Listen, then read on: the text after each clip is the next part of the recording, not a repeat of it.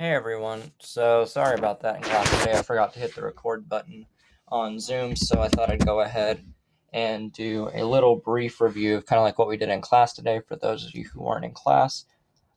So as you should know, your exam 3 will be next Tuesday, April 19th, in our classroom at the regular time, and it's going to cover chapters 8 and 9, so I'll briefly go over those. So chapter 9, we started talking about hypothesis testing, and the first thing we kind of defined was what was the null and the alternative hypotheses. So let's first go over the definition of both of those. So let me start out by saying chapter 8 up here.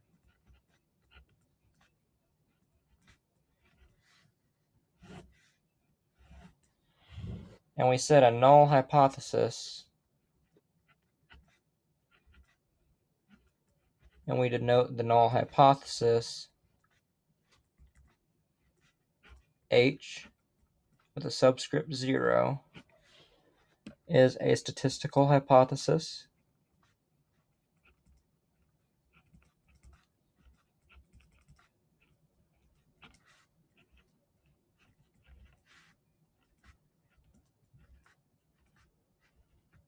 stating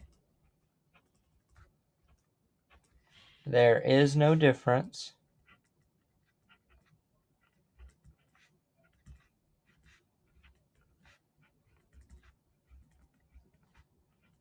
between a parameter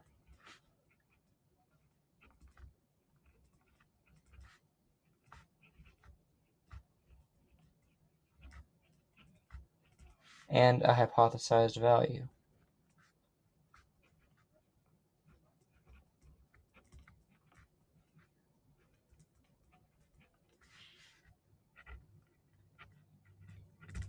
And in this class, we looked at two different parameters of interest. So in chapter 8, we looked at, for instance, a null hypothesis we could have is mu is equal to some hypothesized mean mu naught. So this is whenever we did a test for the population mean.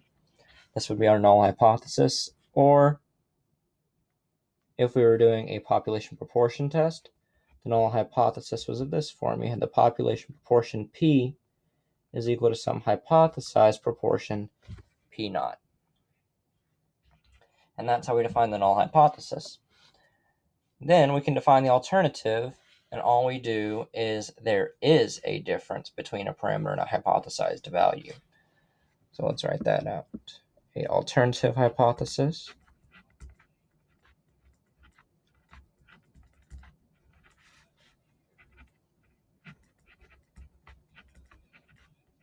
and we denote it H1, or in some other places you'll see it denoted HA, subscript A for alternative, and subscript 1 because it goes H0 and then H1, is a statistical hypothesis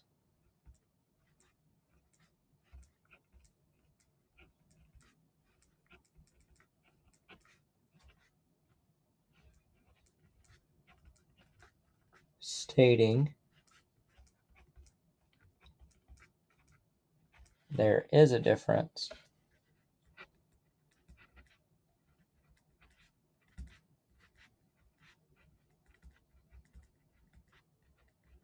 between a parameter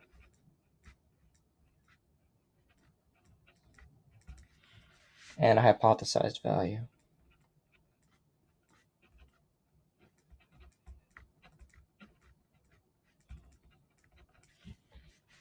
We talked about three different types of alternatives. So for instance, the alternative for this first one here about the population mean, we could say H1. We could have three different types of alternatives. Either mu does not equal mu naught, mu is greater than mu naught, or mu is less than mu naught. And similarly, for the population proportion, the alternatives we could have for the one sample case or P does not equal P naught, P is greater than P naught, so this is a P here, P is greater than P naught, or P is less than P naught. Let's rewrite this one. That one looks kind of crappy. This should be P is greater than P naught. Then you may ask, how do I determine this alternative from the given situation? So let's go over some keywords for a second that kind of illustrate where the alternative comes from and how you can pick out what the sign of it is, if it's not equal to, greater than, or less than. So let's look at this real quick. So it says math note for direction finding.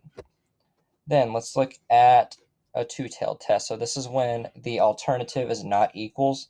The keywords that you're going to want to look for are has changed, different, not the same, or not equal. So this would all indicate that under the alternative hypotheses, you would have a not equals to sign. Then let's look at a right-tailed test. If we're wanting to do a right-tailed test, then the words we're looking for are has increased, greater than, higher than, or above. So this is all indicating the alternative should be of this form. Say, for instance, we're testing the population mean. It would be mu is greater than mu naught, because we're looking at all of the test values greater than our test value we get. Then a left-tailed test, we're looking for has decreased, lower than, lesser than, or below. And this one would be like of this form. H1 would be mu is less than mu naught. So those are some brief words that go over kind of how to find those. So then let's go over a few examples real quick.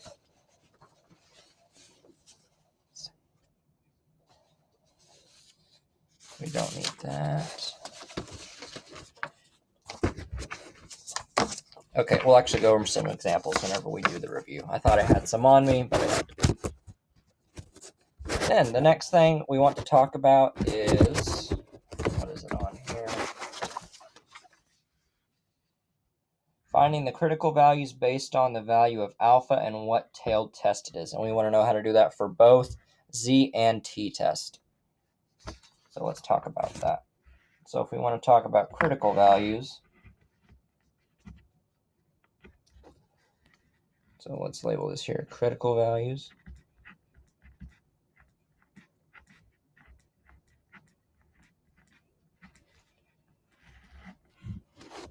Then, so we want to look at first for a Z test.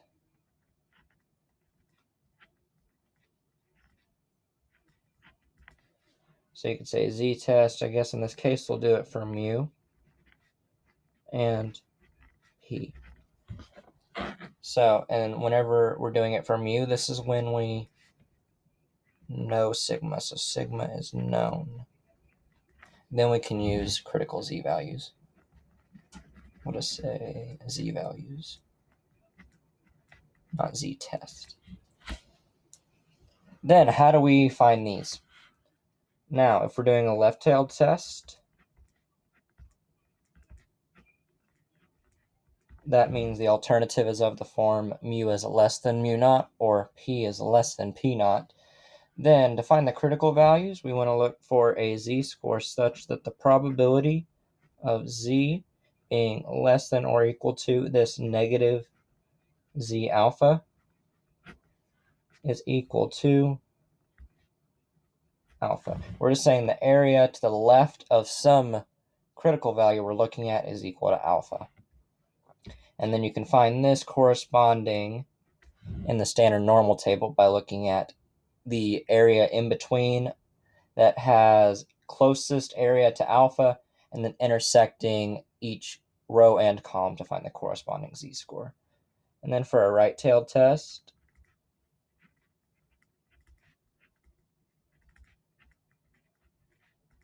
the alternative looks like of the form P is greater than P naught or mu is greater than mu naught. And for a right-tailed test, we have the probability of Z being greater than or equal to the positive critical value. Z alpha is equal to alpha. So this is saying the area to the right of some z-score is equal to alpha. Another way you could write this is looking at the area to the left. Then you would have the probability of z being less than or equal to z alpha. So now we're looking at the area to the left of this, so it's just equal to 1 minus alpha. And then if you know alpha, you can just find that area in the table and then find the corresponding z-score. And for a two-tailed test, then the easiest way to do it is to look for a z-score such that the probability of z being less than or equal to the negative z alpha over 2 is equal to alpha over 2. So take the value of alpha you have, if it's a two-tailed test, divide it by 2, and then find some z-score that has area to the left of alpha over 2, and that will give you this negative critical value here. And then you can just take the positive of that to find the positive critical value.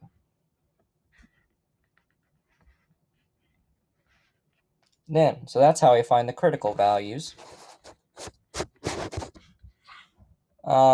Then for a t test, so we'll look at t values now. Then for a left-tailed test,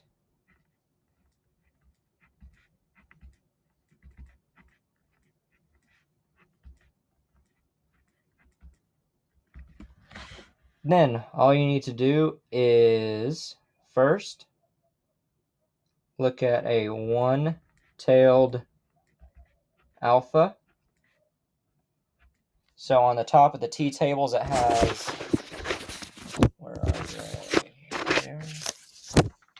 So at the top here of your t-tables, it has one-tail alpha and two-tail alpha. You want to look at one-tail alpha, find the value of alpha you're looking at, and then intersect it with the degrees of freedom on this column here. And if we do that, so find one-tailed alpha, intersect it with the degrees of freedom. And how do we find the degrees of freedom? It's just sample size minus 1, so using n minus 1. Then once you intersect those two, take that value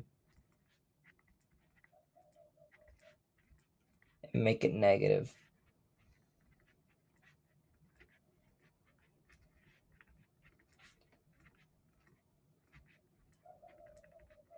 And that'll be your critical t-value for a left-tailed test. Now, if we're looking at a right-tailed test,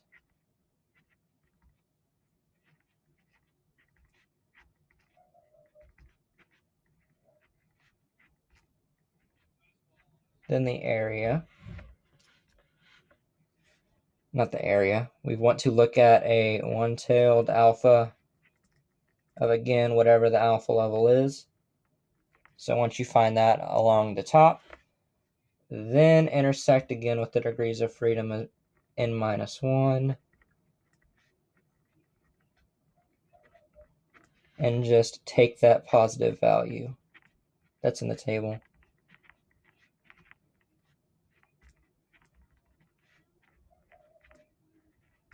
And just take that positive value, and that will be your critical value.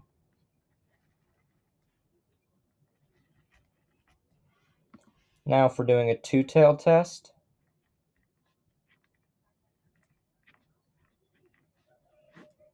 then what we're going to do, so these two left and right are both one-tailed tests, so what we want to do is do a two-tailed alpha. So look at two-tailed alpha, whatever alpha level you have in the problem, intersect that with the degrees of freedom of n minus 1. Then take the positive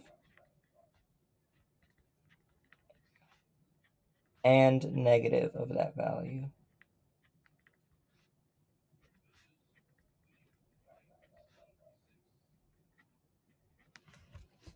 And that is how you find the critical values.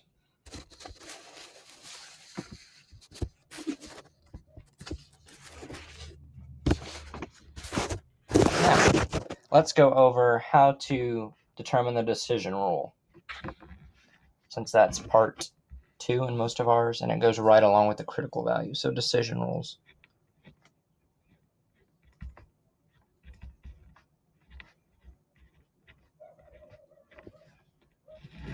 So again, let's break it up into 3 cases: left-tailed test, right-tailed test, and a two-tailed test. So for left-tailed,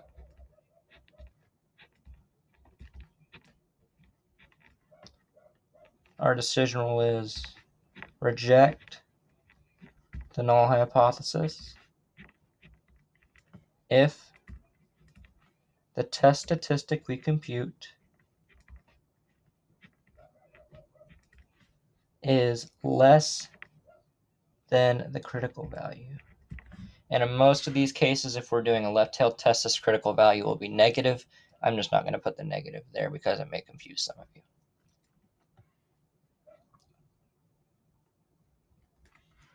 Then for a right-tailed test,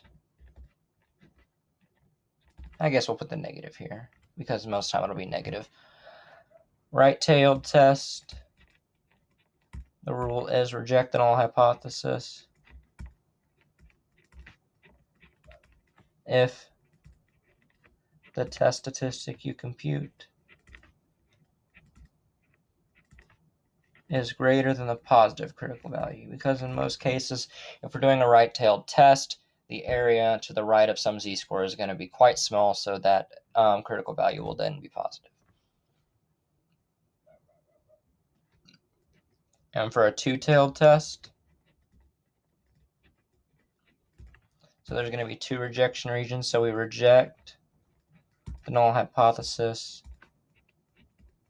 if our test statistic we compute is less than the negative critical value, or the test statistic we compute is greater than the positive critical value. So that's just the easier way to write it. And that's for a two-tailed test. And then this decision will always work whenever you're doing a p-value approach. So for a p-value approach,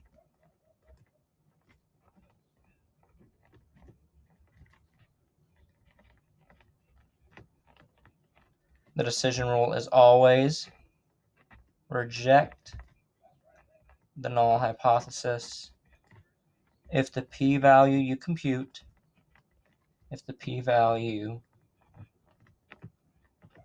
is less than or equal to the specified alpha.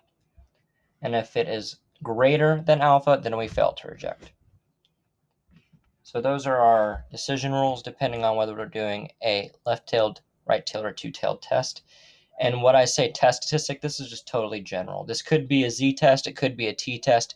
It depends on the interpretation of the problem, and if you know sigma, or if you don't, or if you're doing a test for the proportion, it doesn't matter in that case.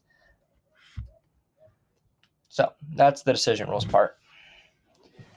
Then let's move on to the actual thing. So conducting a hypothesis test for the mean when sigma is known. So now we're to right here. Then we've already talked about how to define the null and the alternative hypothesis. We've already known how to find the critical values and state your decision rules. So the next part in there is we want to actually calculate the test statistic. So let's look at if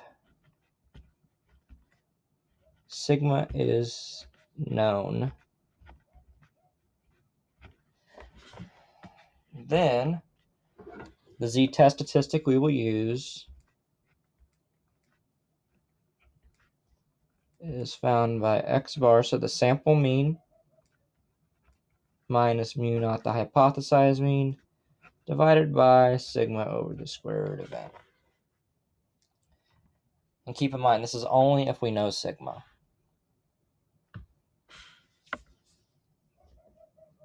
And again, mu naught is the hypothesized mean under the null hypothesis, so we'll write that here. Mu naught is the hypothesized mean.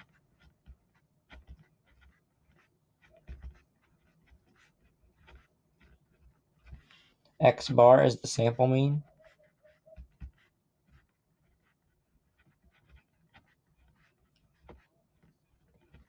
Sigma is the population standard deviation. And N is the sample size.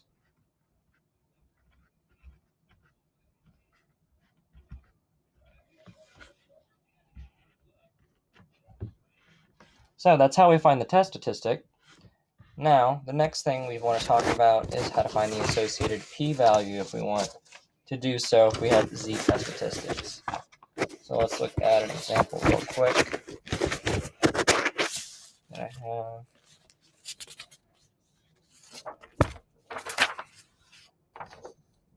Okay, so the example I have actually deals with the population proportion in this case. So we'll look at this here in a second whenever we get to the proportion test. But the idea is still the same, how we find the p-value.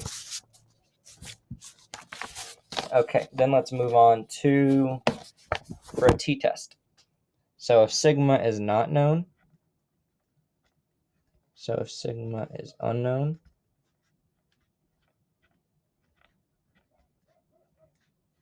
then the formula is t-test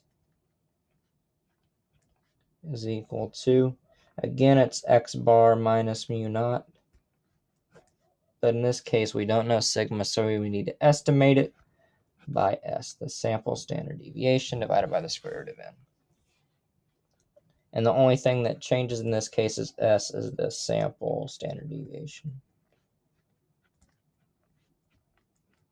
Everything else is the same from this part. And in this case, I won't ask you to find a p-value corresponding to a specific test statistic because the table will only give you a range of p-values. Your calculator, on the other hand, will give you an exact p-value, but we did not go over how to do that, so we will not test you over that.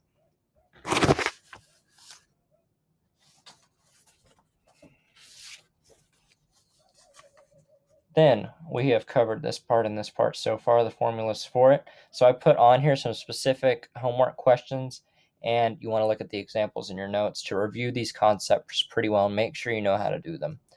So whenever we're doing a z-test for mu, so that means we know sigma, and we want to find the associated p-value as well, so know how to do that. So to do that, we want to review homework question numbers 11 and 12, and then also the examples in the notes. Then for the t-test, you want to review homework question number 13, so there was just one on there, and then also there was a couple of examples in the notes, so make sure you review those as well. You can expect something similar to one of those on the exam. Then the last thing we did in chapter 8 was doing a test for the population proportion P. So we'll do a test for population proportion P. And this was the last thing we talked about in chapter 8 besides the confidence interval section.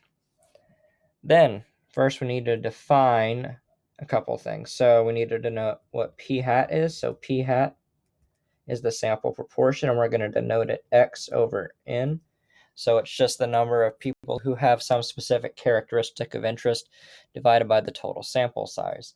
Sometimes in the case I will give you P hat in the question. I'll say in a sample, 50% of people said they don't eat breakfast at least 3 times a week. Then that would be P hat. And we know P naught is equal to the hypothesized proportion.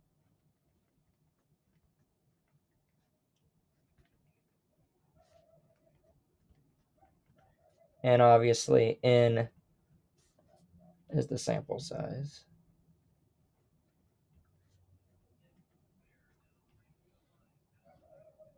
Then we wanted to find the test statistic in the following way.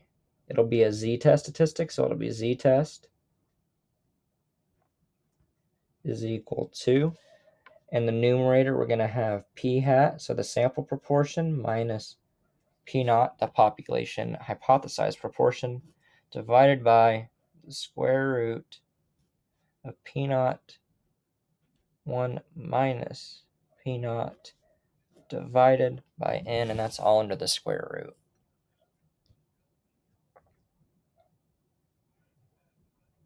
Then once you have this test statistic, you can find the associated p-value. And let's look at an example that I have real quick that utilizes this, that deals with the population proportion.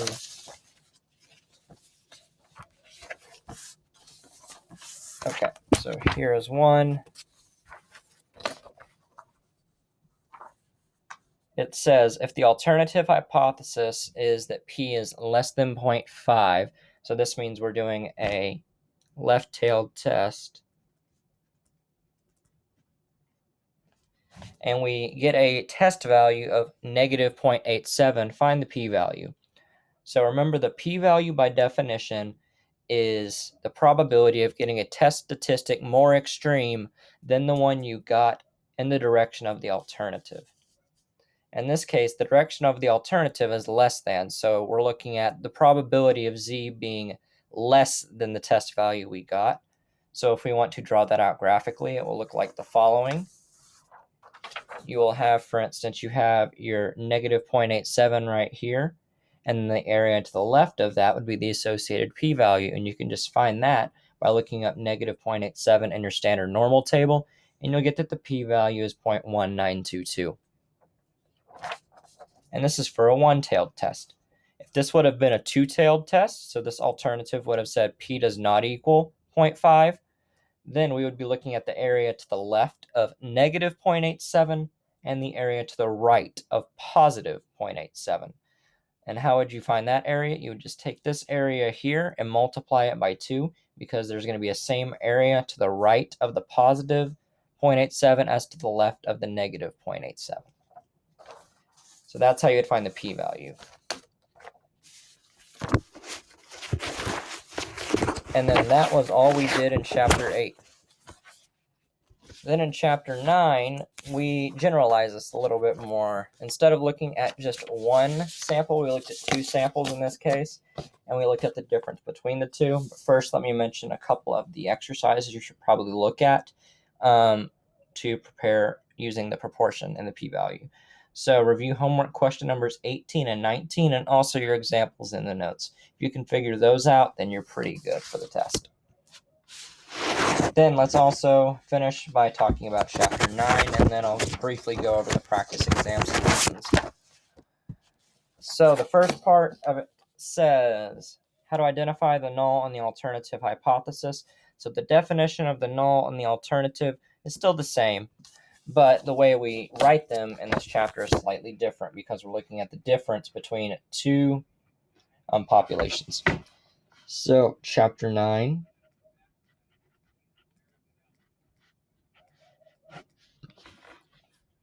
Then let's look at a test for mu, or test for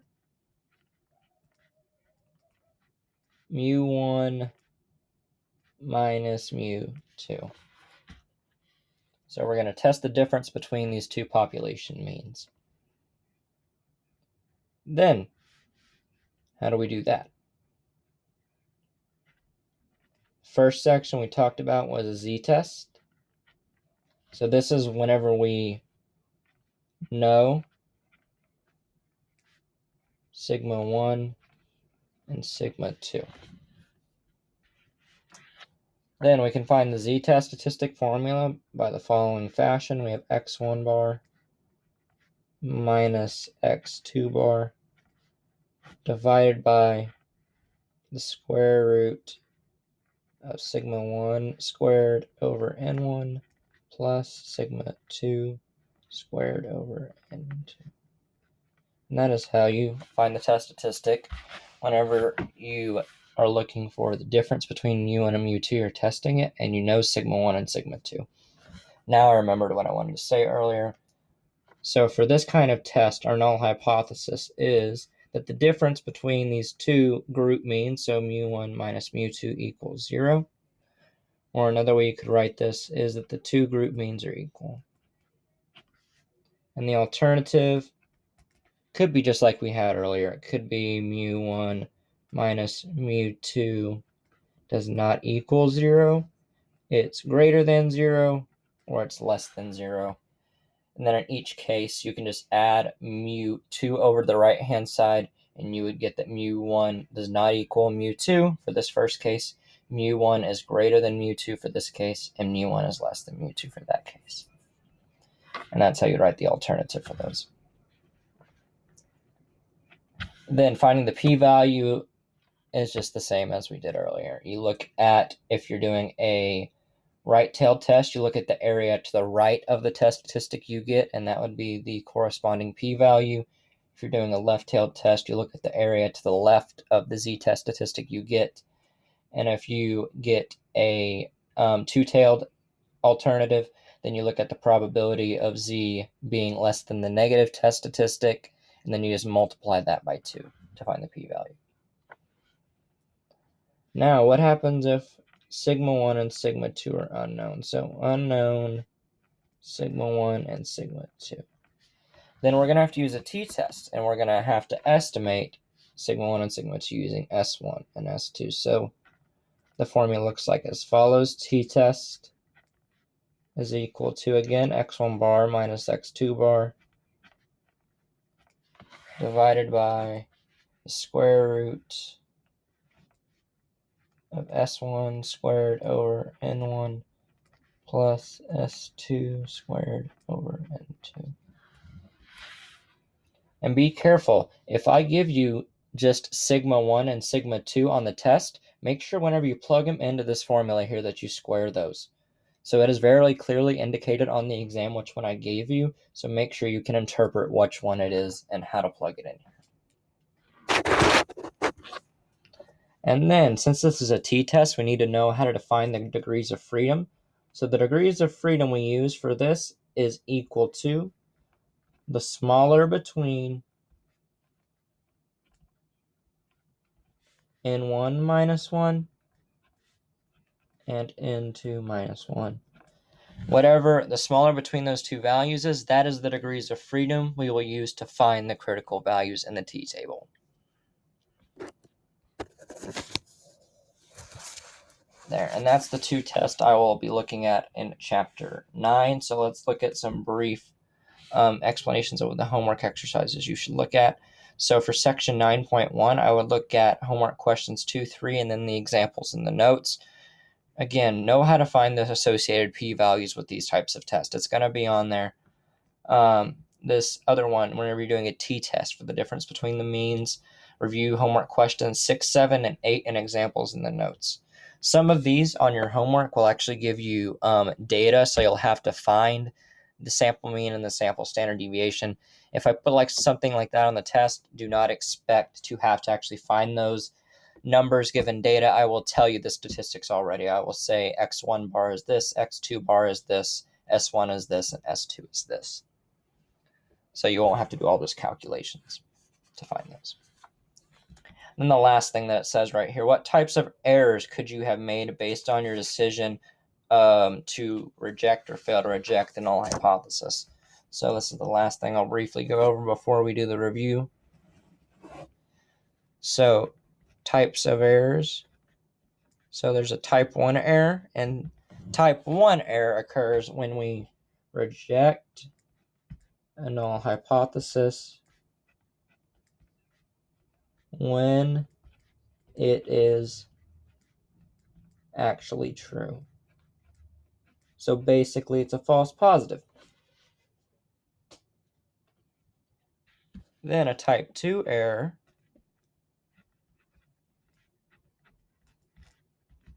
is when we fail to reject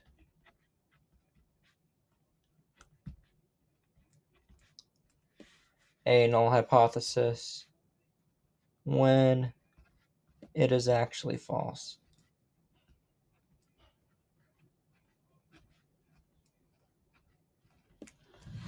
So for instance, say my test yields a reject the null hypothesis, then what type of error could I have possibly made? So the only type of error that involves rejecting the null hypothesis is type 1. So type 1 error could have been possible. Similarly, if my test led to a fail to reject the null hypothesis, the only type of error I could have made is type 2, because it's the only one that involves failing to reject the null hypothesis. Now that is all that I put on your little review sheet here. So we'll briefly go through the exam review that I posted on Canvas, and we'll go through the key of it to get an idea of what you should expect and what you should know how to do for the test. So let's look at these true and false questions first. If the same diet is given to two groups of randomly selected individuals, the samples are considered to be independent. So this one is false. They are actually independent. What would make it dependent is if we gave, say for instance, every person in the sample two different diets, and then at the end of some period of time, we measured, say, weight loss over that particular time period, and then we compared those two and ran a hypothesis test on the difference between them. That would make it a matched pairs design, and it would be, in that case, the samples would be dependent, but in this case, they're independent. Number two, hypotheses are statements about values of statistics. This is actually false. So whenever we write the hypotheses, there are always statements about values of parameters, so not statistics. So we don't write under the null hypothesis x bar equals something or p equal hat equals something. We write mu equals something or p equals something. So hypotheses are statements about values of, it should be parameters here. That would make it true. But since it says statistics, that is false. If an upper-tailed hypothesis test for the true value of the population mean resulted in a z-test statistic value of 1.58, the researcher would reject the null hypothesis and conclude the alternative hypothesis at an alpha of 1%. This is saying that alpha is equal to 1% or 0.01, and what we want to look at is what is the probability of z. And since we're looking at a right-tailed test, an upper-tailed test, what's the probability of z being greater than 1.58? Or you can just look at 1 minus the probability of z being less than or equal to 1.58. And if you do that, you end up with, look at the distribution table, and I will tell you what it is. I'm pretty sure it's close to 0.9 something. Here we are. So 1.58, if we look at it here, 1.5 over to 0.8, it's 0.9429. So we're looking at 1 minus 0.9429, which is equal to 0.0571. And then remember, we reject the null hypothesis if we get a p-value that's less than alpha, and 0.05 is greater than 0.01. So in that case, we would fail to reject the null hypothesis. So this statement is false. And then number 4, if the p-value is less than alpha, we reject the null hypothesis and conclude the alternative hypothesis that is true. That's just the decision rule for a p-value test. Then number 5, when you are testing the difference between two means, it is not important to distinguish whether or not the populations are independent. So that is false. That is actually one of the assumptions that must be made for a two-sample test. Then, onto the multiple choice section. So the first one, the test statistic is for a hypothesis test is what?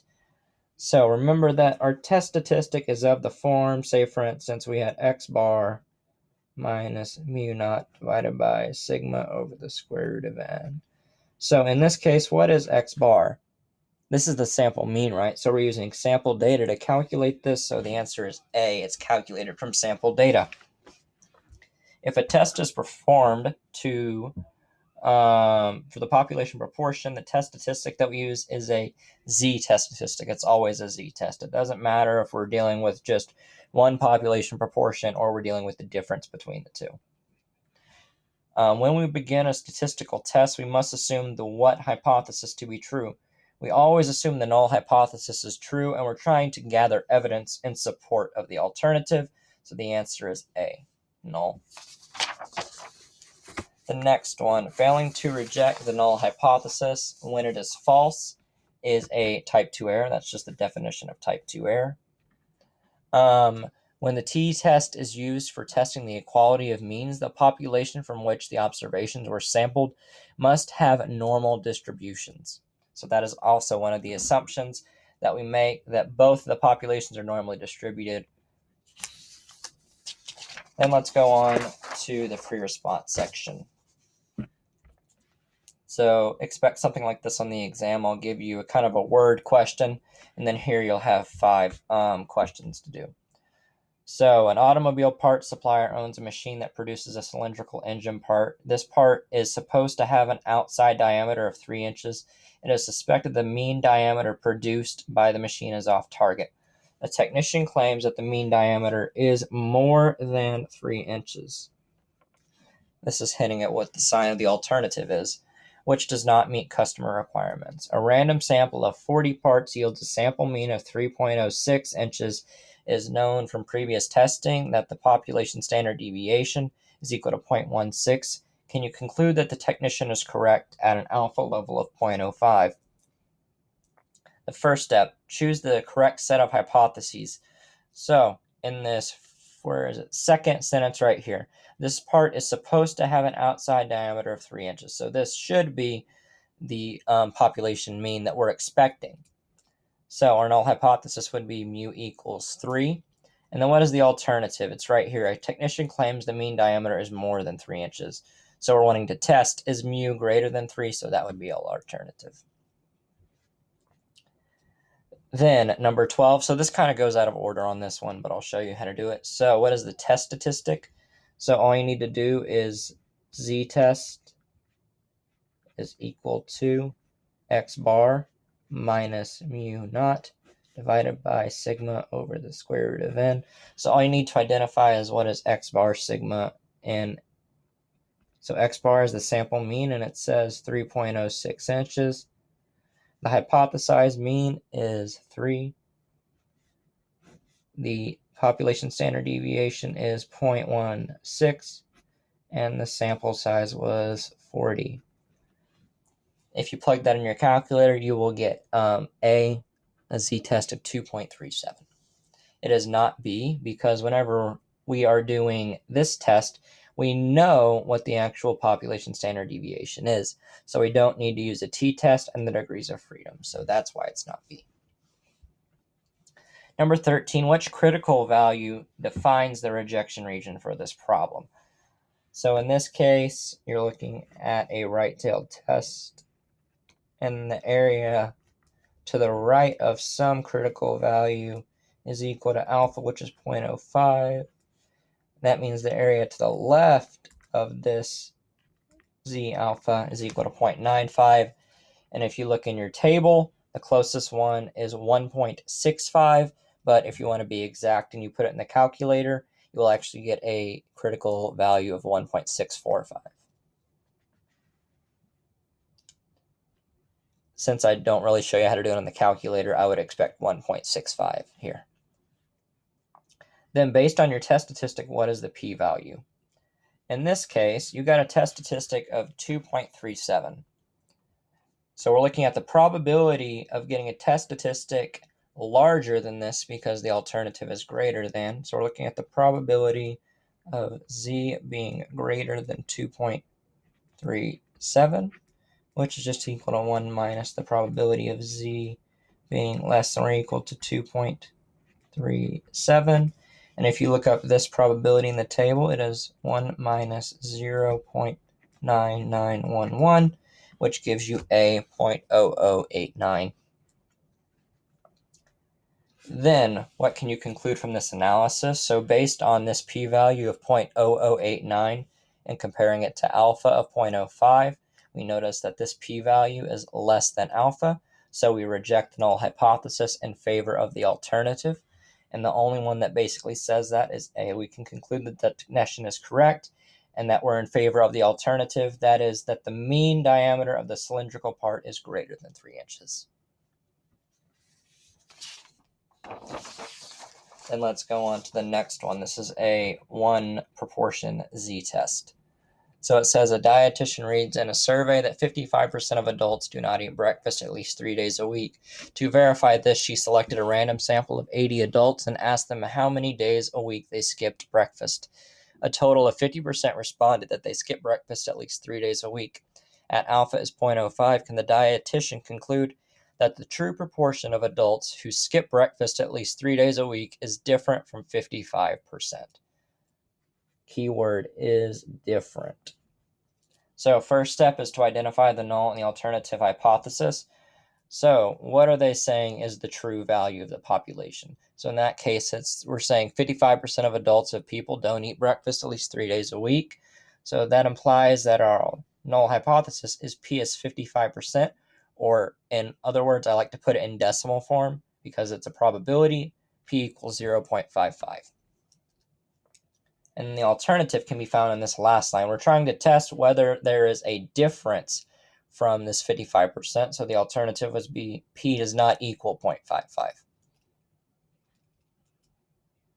Then on to step 2 is the test statistic. So remember, since we're doing a z-test for P, our test statistic will be P hat minus P naught divided by the square root of P naught 1 minus P naught, and this is divided by n. This is all into the square root. So all you need to identify is P hat, the sample proportion. It says right here, a total of 50% responded they skip breakfast at least 3 days a week. So this, and right here is your sample proportion P hat, which is 50% or 0.5. So you have 0.5 minus the hypothesized proportion of 0.55 divided by the square root of 0.55 times 1 minus 0.55 divided by 80, which was the sample size. And then if you plug that in your calculator to 2 decimal places, you get minus 0.90. Then we go into step 3, the p-value. So since it's a two-tailed test here, we want to look at the area to the left of the negative test statistic and the area to the right of the positive. In this case, we got a test statistic that was already negative, so we just can look at the area to the left of this and then multiply it by 2. And if we do that, we get 2 times the probability of z being less than or equal to negative 0.9, which is just 2 times 0.1841, and that gives you 0.3682. Then based on this and comparing it to the alpha level of 0.05, you note that this 0.36 is obviously greater than 0.05, so therefore you fail to reject the null hypothesis at the 5% significance level. And then the conclusion, is there enough evidence to conclude the proportion of adults who skip breakfast at least 3 times a week is different from 55%? No, because we failed to reject the null hypothesis. That means we don't have enough evidence in favor of the alternative, so no. Then number 17, so this is a t-test for the difference between two means. I would also review the z-test that we did in chapter 9 and look at the numbers, homework question numbers 2 and 3, and the examples in the notes for those as well. So it says the average weight in ounces of a sample of 10 brand A running shoes is 12.48 with a standard deviation of 1.48. The average weight in ounces of a sample of 15 brand B running shoes is 9.94 with a standard deviation of 0.67. Assume the population standard deviations are not equal. At alpha is 0.1, can it be concluded that the weights of the two brands are different? And it just says label brand A, population 1, and brand B, population 2. That just means this is group 1, and then this is group 2. And what is our hypothesis in this case? So the first one is the two group means are equal, so the mean weight for each shoe brand is the same. So a way to write that is mu1 equals mu2. And the alternative can be indicated here. We're trying to figure out, are the weights different or not? So the alternative is that mu1 does not equal mu2, or you can write it as mu1 minus mu2 does not equal 0. Then on to the critical values. So in this case, we're doing a t-test. And how did we find the degrees of freedom for the t-test? We looked at the smaller between n1 minus 1 and n2 minus 1 if we had 2 samples. So the degrees of freedom is equal to the minimum. That just means the smaller number between n1 minus 1. So that's 10 minus 1, which is 9. And what was the sample for brand B? It's 15. So 15 minus 1 is 14. So the degrees of freedom we will use is 9. So we're going to look at a two-tailed alpha of 0.01, intersect that with 9 degrees of freedom, and the table will give you 3.250. And since this is a two-tailed test, we want to take the positive and the negative of that as our critical values, and then doing that, we can come up with a rejection rule that we reject the null hypothesis if we get a t-test statistic less than the negative critical value or a t-test statistic greater than the positive critical value. Then once we have the decision rule, we want to compute the test statistic.